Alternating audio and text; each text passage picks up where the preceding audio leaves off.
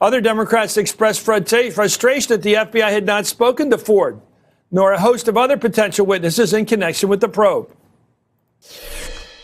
The most notable part of this report is what's not in it. It looks to be a product of an incomplete investigation that was limited, perhaps by the White House. We had many fears that this was a very limited process. Having received a thorough briefing on the documents, those fears have been realized. I'm not allowed to discuss it.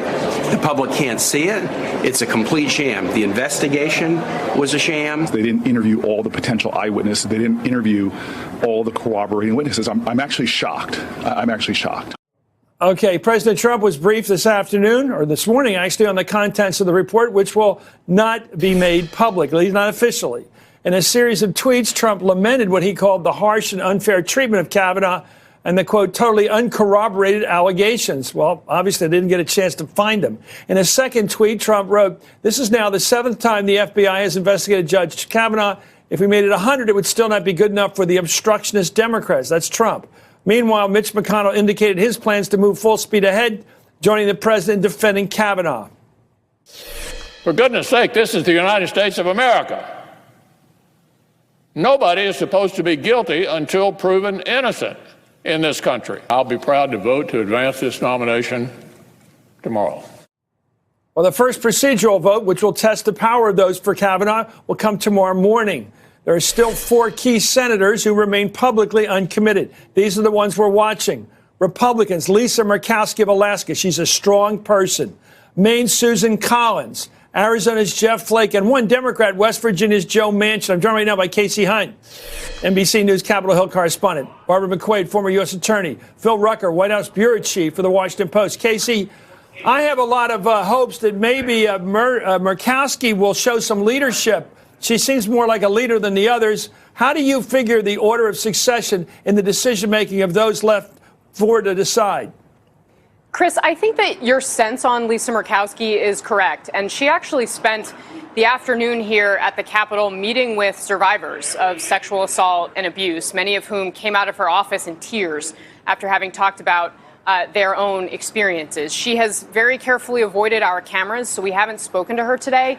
But everyone that I've talked to, all of my sources and senators in leadership who I've spoken to off the record, on background, I should say, not off the record, have suggested that she may be more willing to potentially play a no vote. Now, Susan Collins, on the other hand, they tend to say the opposite, that she has been throughout this process looking for a way to vote yes. But we also don't know yet what her decision is going to be. She said she is going to have an announcement tomorrow. She spent a good chunk of the evening. She was one of the last people to leave the secure area where the FBI report was. So I might put her on the other end of the spectrum. And then Jeff Flake and Joe Manchin are real wild cards here. And I think that the dynamic that I've heard from my sources is that nobody wants to be the 50th vote. Nobody wants to be the person that makes or breaks this nomination. Joe Manchin, I think, would prefer to be able to vote yes on Kavanaugh. From a political perspective, for him, it's really a no-brainer. And the way that this has kind of come to the forefront over the last week has made it much harder for him in a race where he had previously felt pretty secure.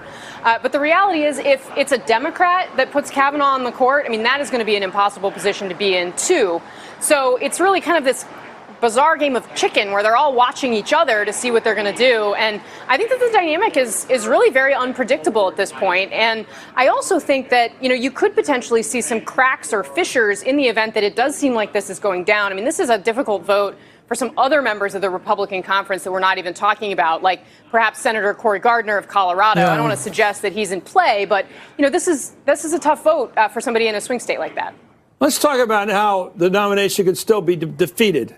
You've got Heitkamp, who's had the guts to be a profile and courage. Now you've got, it seems to be, Murkowski. If she moves against this nomination, will Flake go with her? I'm just not sure, Chris. I don't know if you can, I'm not sure if you can go that far. No one has been able to kind of get inside Jeff Flake's head because, quite frankly, there was a time when he was a yes.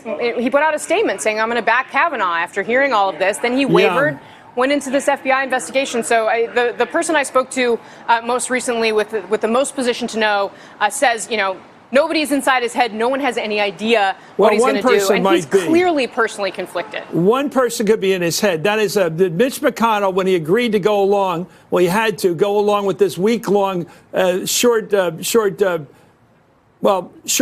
investigation. Did he get a commitment from Flake that if he does this, he'll vote yes if he didn't find anything big? My reporting doesn't necessarily bear that out, Chris, although clearly McConnell felt as though this was a way that he could potentially get the votes that he needed from this group of people. So there certainly was that level of understanding, but I don't think that there was any, straight out commitment that if this is fine, we'll vote yes. Because we also don't forget, we don't know what's in the report. What do you hear? What are we hearing right now? Is that the protesters right now? Yeah, so they're actually right over my shoulder here. I think you can only really see the trees, but they are kind of in a tent. They're going to be here totally overnight. We could hear a little earlier Bernie Sanders, very distinct voice. I spent a lot of time on the trail with Bernie Sanders, so it's giving me some flashbacks. But we're told that they're going to camp out on the east front of the Capitol all night long and into tomorrow morning, when we know that Mitch McConnell actually just went to the floor and announced that the vote will be tomorrow morning. Good for them. Thank you very much. Senate Republicans have seen the FBI report, argued it vindicated Kavanaugh on the allegations against him, and pressed to move forward on a vote. The senators who requested the supplemental FBI background check got what they requested, and I am ready to vote. Because you've humiliated this guy enough, and there seems to be no bottom for some of you. If he would say a polygraph, it would all be over, Senator So Grant. why don't we dunk him in water and see if he floats? This is a search and destroy mission. This is not a search for the truth. And this man is qualified. And they put him through this type of a mess just because they are unhappy that Donald Trump had the right to appoint him. It's just plain wrong. Barbara, if this is a job application, and we've been told that for all the Republicans for all those weeks of the actual earlier confirmation hearings, it was a job application, not a criminal investigation. Yet if it's a job application and you've got testimony that the guy is a belligerent drunk at times, when he drinks too much, he gets very belligerent, dangerous even to people, why didn't they go down that line of an inquiry? It seems to me that's one of the things you'd have to look at. Yeah, I agree with you, Chris. I think that they want to have it both ways. I think that they're either deliberately or inadvertently confusing the American public, where the standard in a criminal case is guilt beyond a reasonable doubt and presumption of innocence and all of those things. And that does matter when you're talking about taking away someone's liberty. In this instance, it's a very different matter. It isn't taking away Brett Kavanaugh's liberty. It's should we be giving him the privilege and responsibility of sitting on the highest court in the land, which oversees the criminal justice system. And if you have someone with a credible allegation of sexual assault in their past and other allegations as well, like the one we're getting from Deborah Ramirez, why on earth would we want to taint the Supreme Court with someone like that when there is a long line of other conservative judges who could equally be nominated to this court who don't have that taint? Neil Gorsuch, for example, made it through without these kinds of allegations. But the allegations also include, I know it's Swetnick, you can argue whether she's a great witness or not, but she is talking about that should have investigated this idea of getting women drunk, young girls actually, teenagers drunk, so they could have sex with them with multiple partners against their thoughtful process, at least, deliberative process.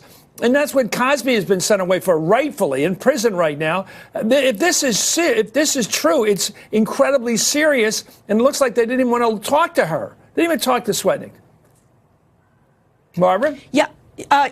Yes. And, again, it seems that the FBI was given a short leash, do this in less than a week, and had some limitations on who they should be talking to. There have been many people who could corroborate the story of Deborah Ramirez, certainly listening to what Julie Swetnick had to say. If this is a quest for the truth, you would want them to ask questions of all of those people and provide all of that information. And I think they are gambling on the fact that they're going to get a vote and they're going to get a confirmation. But that fails to account for this is only going to be thorough if the Senate says it is, because they have to be satisfied that they've had a thorough investigation. And don't think this is the end of it. Those people are going to continue to come forward. I think we are going to see journalists telling their stories in the weeks and months to come. And do we want Justice Kavanaugh and a Supreme Court to be forever tainted with these stories that didn't come out until later? Hey there, I'm Chris Hayes from MSNBC. Thanks for watching MSNBC on YouTube. If you want to keep up to date with the videos we're putting out, you can click subscribe just below me or click over on this list to see lots of other great videos.